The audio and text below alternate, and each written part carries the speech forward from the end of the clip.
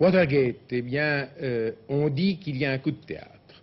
En fait, on a appris par un témoin que l'on croyait, avant de l'entendre, secondaire, qu'à la Maison-Blanche, on faisait enregistrer depuis 2 ans toutes les conversations téléphoniques de M. Nixon, celles qu'il donnait ou celles qu'il recevait. Je voudrais préciser qu'il ne s'agissait pas d'espionnage pour les conversations tenues entre 2 tierces personnes. On ne mettait pas sur table d'écoute des personnes étant ailleurs qu'à la Maison-Blanche.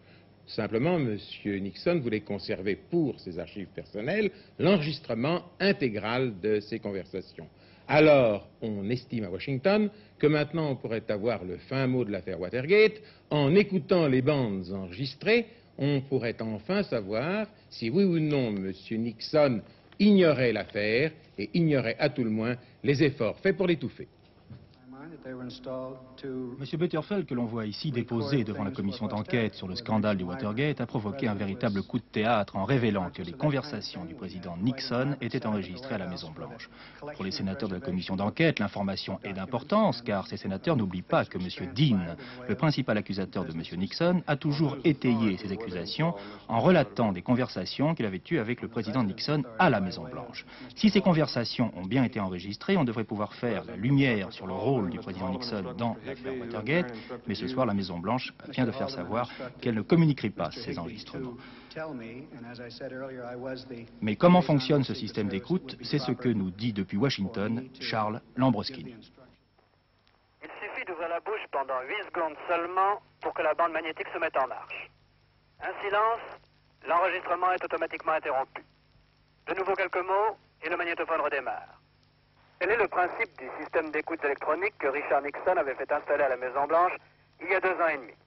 Un système si perfectionné qu'il peut même capter une conversation chuchotée. 3 pièces avaient été ainsi équipées.